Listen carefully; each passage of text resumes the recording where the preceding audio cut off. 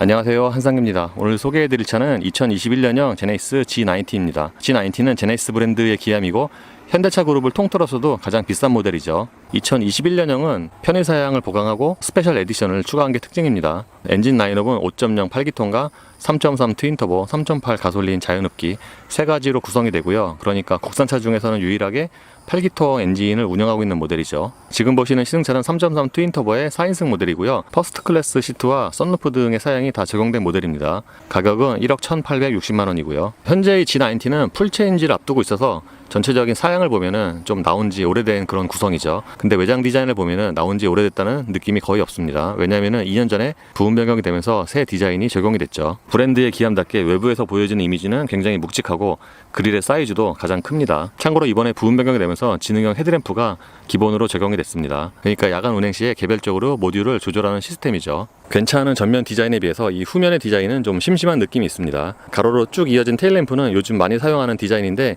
보통 저렇게 테일램프가 가로로 쭉 이어지면은 실제보다 전폭이 더 넓어 보이는 그런 효과가 있거든요. 근데 이 차는 후면의 디자인이 실제보다 그렇게 넓어 보이는 그런 느낌은 아니에요. 이 후면의 방향지등은 그 측면 쪽의 디자인이 좀 독특하고요. 그러니까 위쪽으로 이렇게 점등이 되는 그런 방식입니다. 타이어는 컨티넨탈의 컨티 프로 컨택트, 사이즈는 275에 40R 19입니다. 이 타이어의 트레드 웨어는 400이고요. 알로이 사이즈는 총 3가지가 있는데 지금 보시는 이 알로이일이 디자인이 가장 예쁜 것 같아요. 부분 변경을 거치면서 그 외장 디자인이 그렇게 아주 오래됐다 그 느낌은 안 나는데 딱 실내에 들어서면은 역시 이 차가 풀체인지가 다가왔구나 라는 느낌이 있어요. 왜냐면은 요즘에 나오는 제네시스와 비교하면은 그 실내 디자인이 좀 전체적으로 올드하죠. 근데 내장재는 역시 기함답게 가장 좋습니다. G90가 현대차 그룹에서 가장 기함이잖아요. 비싼 차잖아요. 그렇다 보니까 이 아래급인 G80과 비교해도 전반적인 내장재가 조금씩 좋아요.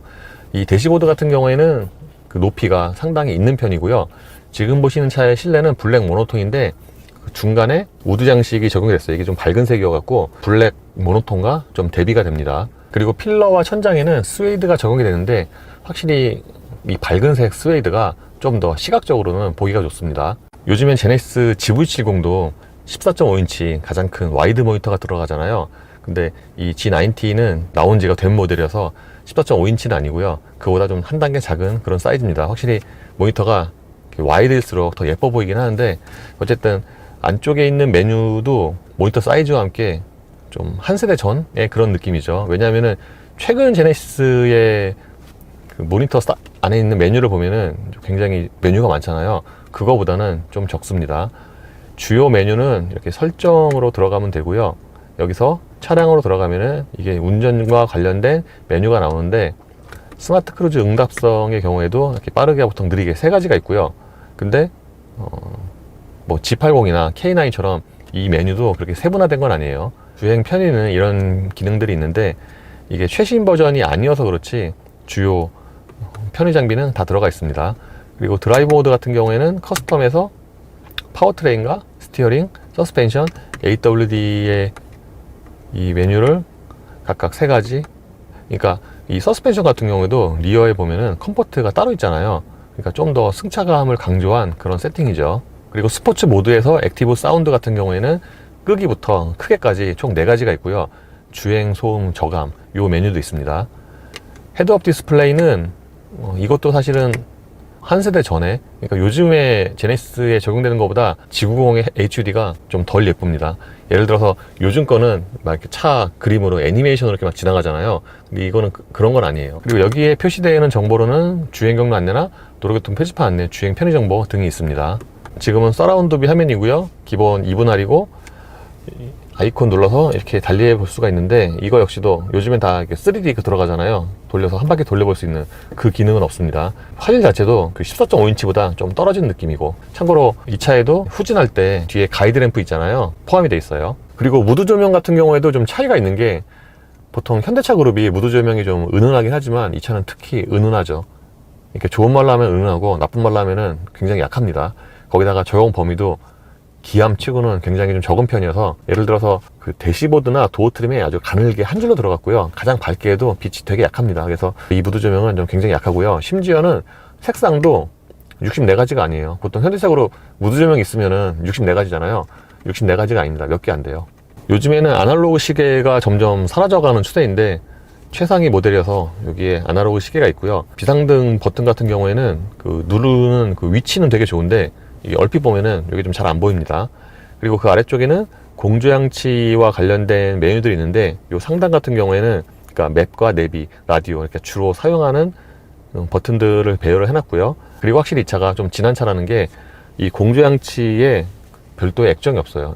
그러니까 구형 G80처럼, 또는 이게 2열 위주라서 이게 없을 수도 있는데 어쨌든 공조장치는 별도의 액정은 없습니다. 기어 레버는 굉장히 좀 짧은데 이 부분이 이렇게 위로 좀 올라와 있어 갖고 그러니까 운전대와 그 손 거리가 좀 가깝습니다. 전자식 기어 레버라서 위아래로 한 번씩만 움직이면 되고요. P 버튼도 누르기 쉽게 이 앞쪽에 있어요. 그리고 그 옆에는 카메라와 ISG 온오프, 오토홀드 등의 버튼이 모여 있습니다. 드라이브 모드도 이쪽에 있고요. 이 차의 실내가 좀 오래됐다라고 느낀 것 중에 하나가 이 무선 충전 패드인데 이렇게 커버까지 있는 거 이런 거는 굉장히 고급스러워요. 근데 이렇게 핸드폰 놓으면은 노트 10 플러스인데 이게 이렇게 남습니다. 이렇게 완전히 안 잠겨요. 심지어 이렇게 닫히지도 않죠, 당연히. 왜냐하면은 그러니까 요즘에 나온 차들 보면은 제 핸드폰 완전히 들어가도 않거든요. 문도 닫히고.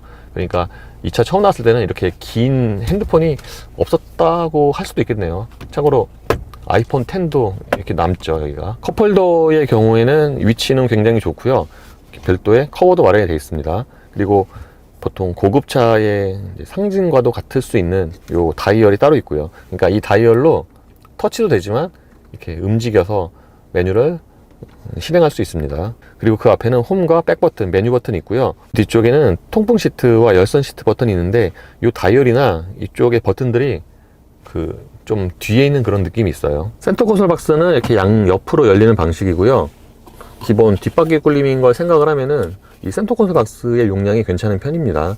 그리고 이 안쪽에는 12V가 두 개나 있어요. 요즘 보통 12V 대신에 USB를 늘리는 추세인데 이 차는 여기에 12V가 두 개나 있습니다. G90은 기암답게 내장재가 가장 좋은 수준인데 특히 저는 이 운전대에 적용된 림의 가죽이 굉장히 좋게 느껴집니다. 만졌을 때 굉장히 좀 쫀득쫀득해요. 이게 전형적인 고급차의 그런 가죽 느낌이라고 할까요? 그리고 요 스포크에는 여러 가지 버튼들이 모여 있는데 요 디자인도 약간 좀 한 세대 전에 그런 느낌이죠. 계기판도 풀 디지털이 아니에요. 요즘에 웬만하면 다 풀 디지털인데 G90는 풀 디지털은 아닙니다. 그리고 여기서 보여지는 정보도 굉장히 좀 제한적이고요. 보시는 것처럼 트릭 컴퓨터랑 이런 제한된 정보만 표시가 되고 당연히 뭐 드라이브 모드에 따라서 디자인이 바뀌진 않죠. 그리고 이 페이지를 넘겨도 딱 이 정도의 정보가 나오기 때문에 계기판 보면은 정말 한 세대 전이구나 라는 생각이 들죠. 참고로 후측방 모니터도 있는데 이렇게 가운데서 이렇게 표시되는 방식입니다. 기암답게 시트의 크기는 굉장히 넉넉하고요. 생각보다 시트 포지션도 밑으로 좀 많이 내려가는 편입니다. 아까 운전대 설명할 때 말씀드린 것처럼 시트의 가죽도 꽤 좋은 편이고요. 크지만 몸을 잡아주는 기능성도 괜찮아요. 참고로 시트에는 하이그로시가 거의 없는 편인데 그 시트 측면에 조절 버튼에는 하이그로시가 좀 쓰였습니다. 실내의 다른 부분처럼 도어 트림에도 여러가지 색상과 소재가 쓰였고요.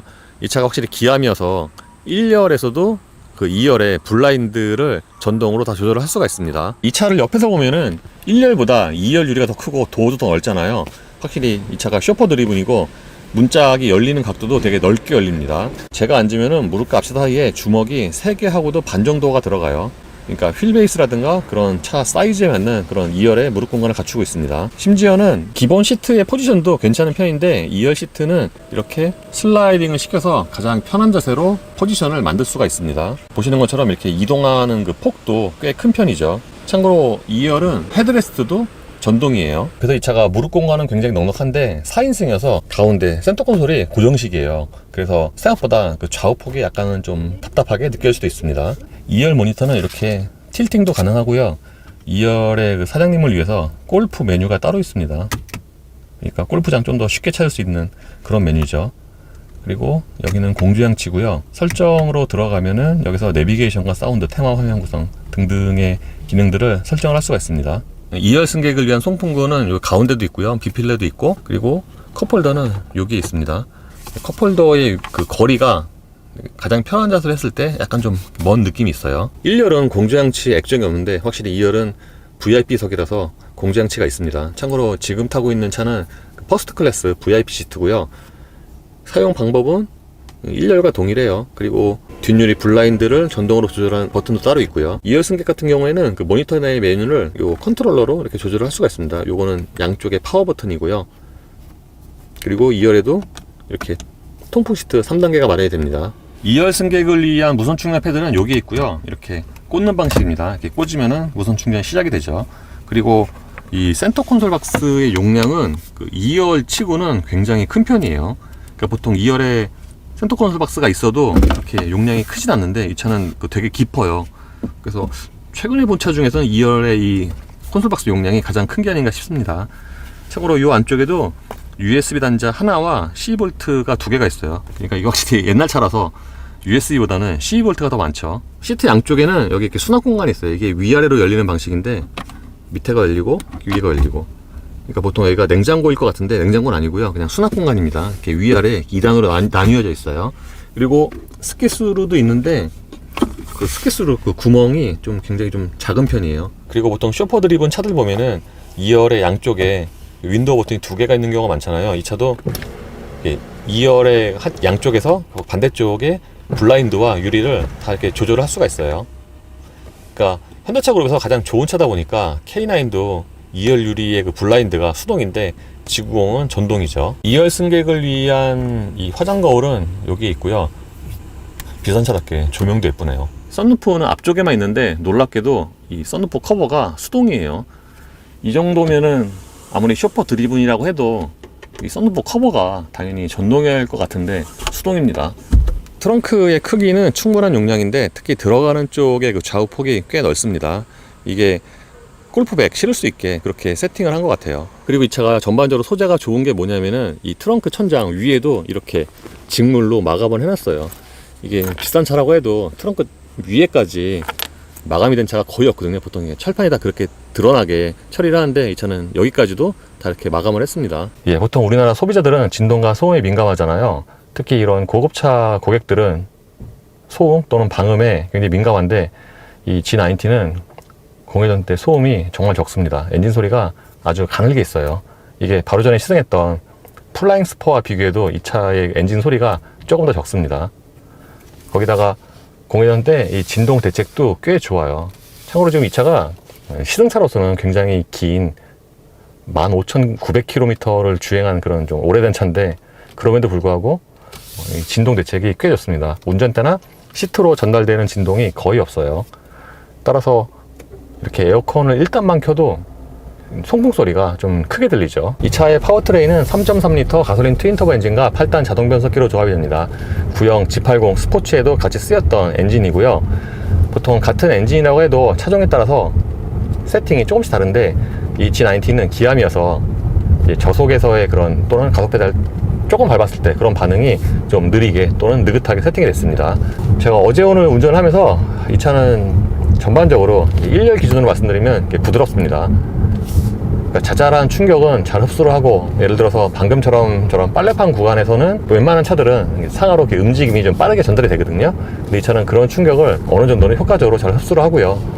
그래서 이 차 같은 경우에는 거의 쇼퍼 드리븐의 성격이기 때문에 주로 이제 운전기사가 운전한다고 가정할 경우에 1열보다는 2열의 승차감이 더 중요해지고, 또는 1열의 운전 편의성에는 조금 좀 신경을 좀 덜 쓰고 그런 느낌이 있어요. 그래서 저속에서 이렇게 운전을 해보면은 1열 기준으로 상하에 위아래로 움직이는 그 바운싱의 움직임의 거리가 좀 있습니다. 그래서 전반적으로는 좀 느긋한 성격이고요. 변속기 같은 경우에는 저속에서 1단, 2단 넘어갈 때 좀 이렇게 울컥거림이 있어요. 그 DCT 같은 그런 울컥거림이라기보다는 약간 좀 변속 충격 틱하고 튀는 그런 느낌은 있습니다. 그리고 이 차가 아무래도 쇼퍼 드리븐에 더 무게가 실린 모델이다 보니까 승차감이 1열보다는 2열이 더 좋아요. 제가 아까 2열에 앉아보니까 1열은 좀 부드럽다고 말씀을 드렸잖아요. 근데 2열은 1열보다 그 하체가 조금 더 단단해요. 이게 다른 말로 하면은 2열은 이제 바운싱이라든가 롤이 좀 더 적어서 또는 승차감을 떨어뜨릴 수 있는 그런 움직임? 이게 좀 적다고 할 수가 있겠습니다. 그래서 1열보다는 2열의 승차감이 더 좋고, 보통 좋은 차라고 해도 2열의 승차감이 더 좋은 경우가 좀 드문데 보통 같거나 하죠. 근데 이 차는 2열의 승차감이 더 좋습니다. 이 차가 심지어는 2열 시트의 그 쿠션도 1열보다 조금 더 단단해요. 이게 보통 우리가 생각하는 그거와 좀 이렇게 반대 개념이죠. 이제 승차감이 좋게 하려면 또는 뒤에 사장님 타면은 쿠션도 푹신하고 2열도 더 부드러울 것 같은데 이 차는 2열이 조금 더 단단합니다. 다른 말로 하면은 현대차 그룹이 좀 단단하게 해도 더 승차감을 좋게 할 수 있는 그런 쪽으로 이렇게 방향을 잡은 것 같기도 하고요. 그리고 전체적인 방음이 꽤 좋은 편인데 1열 같은 경우에는 그 전체적인 그런 좋은 방음에 비해서 고속으로 달리면 전면의 풍절음은 조금 더 들어오는 편이에요. 이게 아무래도 쇼퍼 드리븐이다 보니까 전면 풍절음이 2열에서는 잘 안 들리잖아요. 그거 감안해서 이렇게 또 세팅한 게 아닌가 싶기도 하고요. 드라이브 모드는 컴포트와 스포츠, 에코, 커스텀이 있는데 주로 사용하는 모드는 컴포트나 스포츠죠. 이 차가 컴포트에서는 좀 부드럽고 스포츠에서는 약간 좀 컴포트하죠. 그러니까 보통 이제 다른 차 같았으면은 스포츠면 이거보다 좀 더 단단하게 댐핑을 쪼였을 것 같은데 기암이다 보니까 스포츠에서도 그렇게 댐핑이 단단한 편은 아닙니다. 승차감은 컴포트나 스포츠나 뭐 거의 비슷하고요. 이게 취향에 따라서는 예를 들어서 저 같은 경우는 개인적으로 이 차는 1열에서는 스포츠의 승차감이 조금 더 좋게 느껴져요. 그리고 파워트레인도 차이가 있는데 컴포트는 저속의 그 초기 반응을 좀 부드럽게 세팅을 했잖아요. 근데 스포츠로 가면은 그거보다는 조금 더 반응이 빨리 나오고 반대로 에코에서는 굉장히 좀 무디게 해놨습니다. 그러니까 보통 에코 같은 경우에는 밟아도 반응이 좀 늦게 오게 세팅을 하잖아요, 대부분이. 근데 이 차는 통상적인 에코보다 조금 더 이렇게 무딘 것 같아요.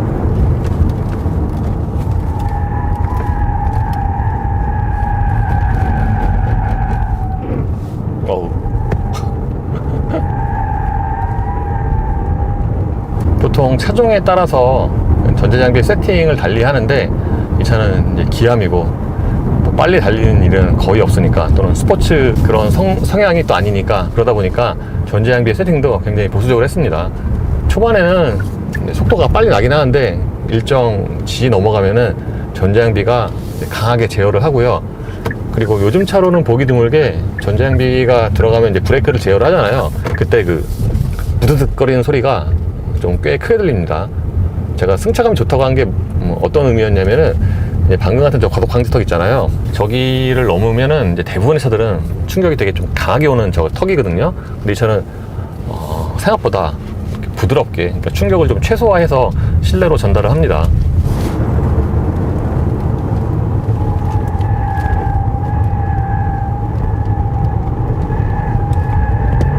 보통은 내리막과 오르막에서 차이가 있게 마련인데 이 차는 오르막에서 자세가 한층 안정적이고요.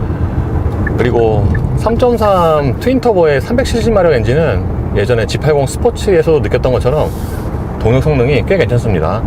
제 동영상 기준으로 보면은 이 차의 정지에서 200km까지의 가속 시간이 약 25초예요.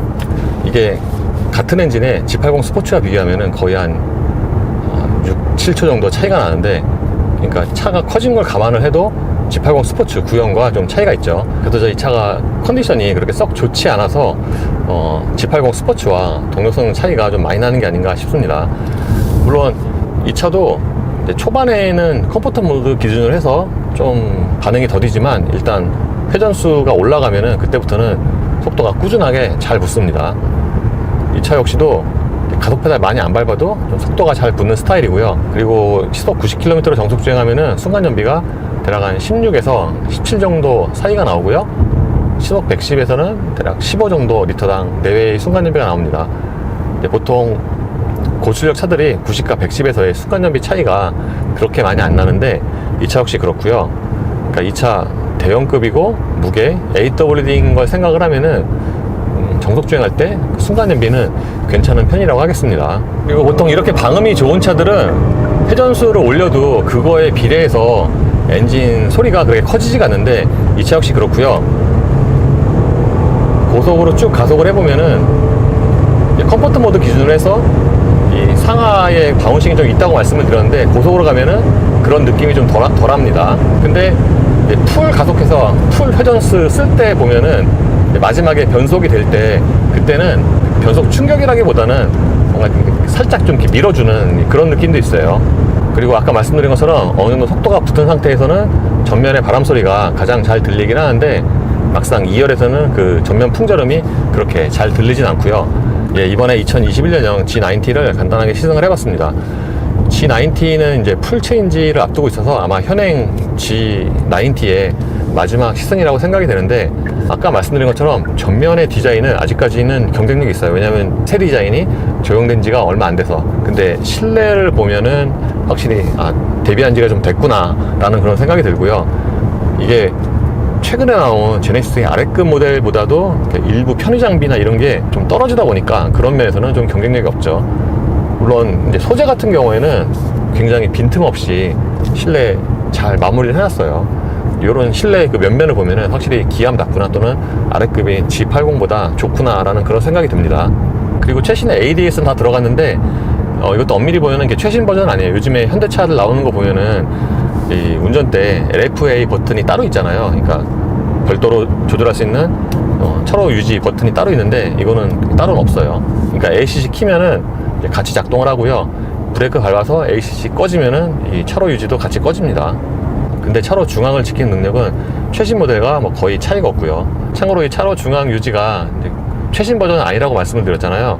그래서 이게 지금 경고 없이 계속 가고 있죠. 왜 K9 처음 나왔을 때도 이게 경고 없이 막 10분씩 갔잖아요. 그러다 이제 법규 뭐 이런 게 규정이 바뀌면서 경고가 빨리 들어오도록 다 바뀌었는데 최근에는. 근데 지금 이 차 9 버전이어서 계속 갑니다. 경고 없이. 이게 뭐 어떻게 보면은 구매 요소가 될 수도 있겠는데, 어쨌든 G90를 통상적인 기준으로 말씀을 드리면은 상품성이 별로 없죠. 왜냐면 이제 오래됐고, 특히 다른 제네시스를 보면은 지금 이 차보다 편의 장비나 이런 사양이 더 좋다 보니까 통상적인 기준으로 보면은 상품성은 조금 떨어진다고 하겠습니다. 근데 또 이런 최고급 세단은 상대적으로 또 유행을 덜 타기 때문에 결정적으로 국내에서 이제 쇼퍼 드리븐을 찾자면은 사실 G90 이후에는 마땅히 대체 모델이 없을 수도 있고요. 왜냐면은 사정상 국산차를 또 타야 하는 그런 경우도 있으니까. 그리고 국내에서는 어떤 시각에서 보면은 벤틀리나 수입차 S클래스나 이런 차 타는 것보다 이 G90 2열에서 내리는 게 사회적 지위가 더 높아 보일 수도 있습니다. 그리고 이 차가 시승차로는 주행거리가 굉장히 긴 모델인데 이제 거의 16,000이죠. 그걸 생각을 하면은 실내에서 잡소리가 진짜 거의 없습니다. 보통 시승차로 이렇게 막 돌리면은 주행거리가 늘어났을 경우에 잡소리도 굉장히 많이 늘어나는 경우가 흔한데, 이 차는 실내에서 잡소리가 거의 없어요. 이로써 2021년형 제네시스 G90의 시승을 마치겠습니다. 감사합니다.